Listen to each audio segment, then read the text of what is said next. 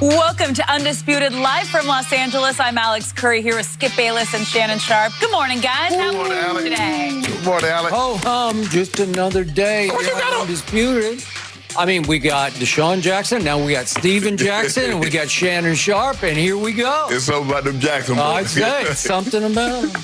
And speaking of Steven Jackson, we're going to get started with him. The NBA champion and a regular contributor on this show, Steven Jackson, is receiving a lot of criticism after he defended Deshaun Jackson for retweeting an anti-Semitic quote that was attributed to Adolf Hitler. Jackson said that Deshaun was speaking the truth. Jackson then doubled down, saying, quote, "The point is, you did not say to me that Jews are not trying to divide the black community." He finished it up by saying he had not said one untrue thing yet. Last night, in an interview with CNN, Jackson said he could have been more clear about what he was defending Deshaun about. So, Shannon, what is your take on Steven defending Deshaun? I spoke to Stacks yesterday, Skip, and I called him. And I'm like, bro, what are you doing? So you're 2 for 2. Yeah, 2 days in a row. You talked to Deshaun, now you talked to Steven. Sometimes I feel like Dr. Phil without the pay. I got it. Skip, I was like, Stacks, what are you doing? Yep. He's like, man, I said, you doubling down? I was like, what are you doubling down on? Man, at first he said, I was upset because the Eagles released a statement as strong as they did for Deshaun, but they didn't release a statement very similar to when Riley Cooper uttered what he said. That is true. And I said, when I spoke to you before you went out to see go to Minnesota and deal with the George Floyd situation, I said, what did I tell you? I said, emotion. I say some emotion is good, but only if it's controlled emotion. I say, Stack, you can double down on fact, and as long as you repeat facts, you'll be right. If you double down on emotion, you'll be wrong every time you double down on it. I say, Stacks, you're wrong. I say, you're doubling down on everything that Deshaun Jackson said. Instead of, he's like, well, you know what? And as he said in CNN, he could have been more clear. I said, you and Deshaun Jackson could have spoke about black empowerment without ever mentioning Hitler. First of all, he didn't even say that. No, he didn't say that. It has been attributed to him. Yes. I say, Stacks, in a situation like this, I say, you're a voice, you're a powerful voice now, and people are looking to take pot shots and pick you off. Don't sabotage what you built. There's going to be enough people out there trying to sabotage you. I say, Stacks, you're wrong. D-Jack was wrong. You repeated something. I said, think about it, Stack. You repeated a 50-page paragraph, and then the last paragraph, you're like, well, that's the point. No, I say, Stacks, I'll give you an example. I say, you know how we feel about the Confederacy? When people mention Robert E. Lee, they mention Stonewall Jackson. They say some of the Lee tactics are still used today for today's military. I don't give a damn about that. He owned slaves. He tried to keep my ancestors oppressed. Why do I care about what his military tactics are being used today? That's how the Jewish community feels about Adolf Hitler. I say, Stacks, what we're trying to build is adversaries. Allies. We don't need adversaries. Skip, this is what I did. I said, Stack, let me ask you a question. I said, did you drive to the games when you played in the NBA? He's like, yeah, I said, how many times did you stop off at the park and play somebody one-on-one? He's like, no, I wouldn't do that. I said, we go into the bigger fight, and you picking fights along the way. For what? It makes no sense. I said, they can be our biggest allies. Why are we trying to make them an adversary? Why are we trying to start a fire that there is no fire there? I say, what this movement is about we're trying to gain equality for everybody. So if whites want to come along, that feel that their voices not being heard, join on. Asians, the LGBT community, trans, I don't care, Skip, I don't care. In any movement that excludes anyone, I'm out. I don't care what it is. It can be BLM, it can be HLM, it can be H&M. I don't care. Because I'm trying to gain what's right for everybody that feels that they're in the minority and their voices don't get heard and their faces don't get seen. That's what I'm about. I say, Stack, don't sabotage this. I say, bro, you're a powerful voice. You don't realize how powerful your voice is. I said, but don't undermine your own cause. I said, you and D-Jack were wrong. And you made a point when you didn't have to attribute it to him. Make the point. Talk about black empowerment. Yes, we need to spend more in the black community. Yes, we need to be more united. Absolutely, 1,000% Stacks. But you could have said that. D-Jack could have said that without ever mentioning that Jack tail name. Period. Period. So you're wrong. Don't repeat, oh, I'm doubling down on everything D-Jack said, because everything D-Jack said was not right. One little snippet was right. Miss me with everything else. I greatly appreciate everything you just said about a man we both know because we've had him on the show many times. Absolutely. I have gotten to know Steven Jackson, and I would like to try to put him in some perspective, if I might. Maybe simplistically, I divide this world into two categories. You either have a good heart or you have a bad heart. Correct.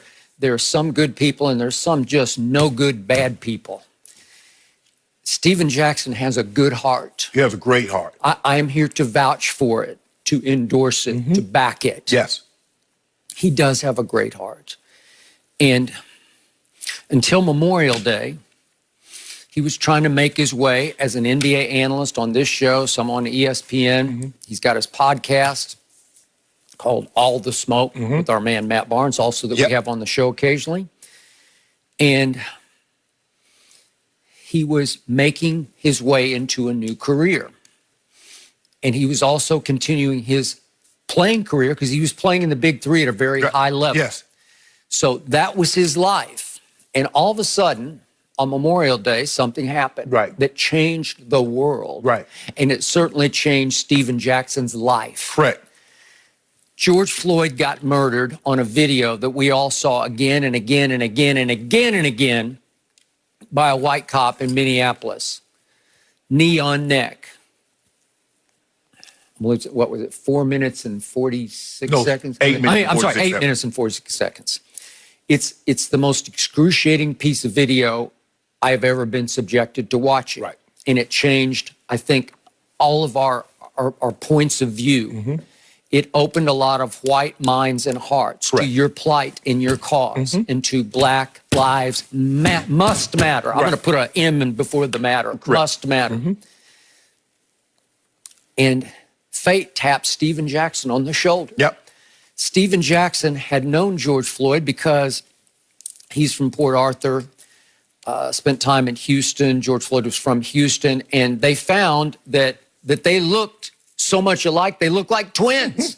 They kidded each other, we must have had the same daddy. And they started calling each other twin. Correct. And all of a sudden, George gets murdered on Memorial Day, and Steven finds himself in the national spotlight as, wait a second, I feel like I've been chosen. I'm going to have to go to Minneapolis, which he did. He stayed in Minneapolis for, I believe, about a month. We had him on the show a couple times from there. And he began to actually be George Floyd. He was actually standing in for George Floyd.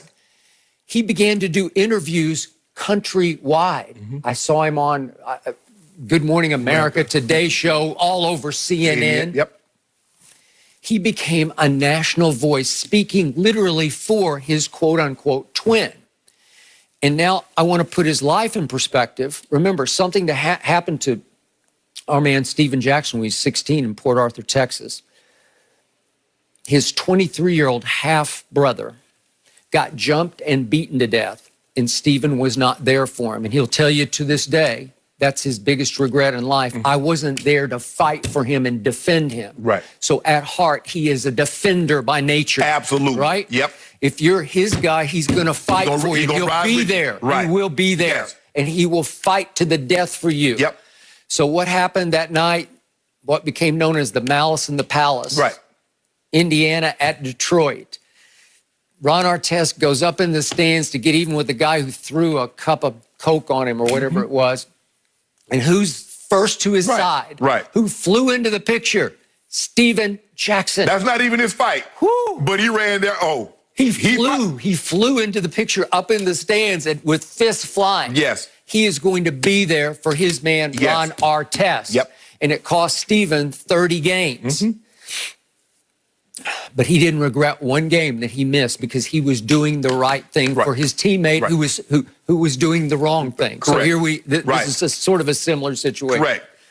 But he was with the Spurs, my Spurs twice, and Tim Duncan called him the ultimate teammate. Right. That's Tim Duncan, one of the greatest players ever, one of the great leaders, quiet leaders in the history of the sport, saying that man is the ultimate teammate because he would have your back. Yes.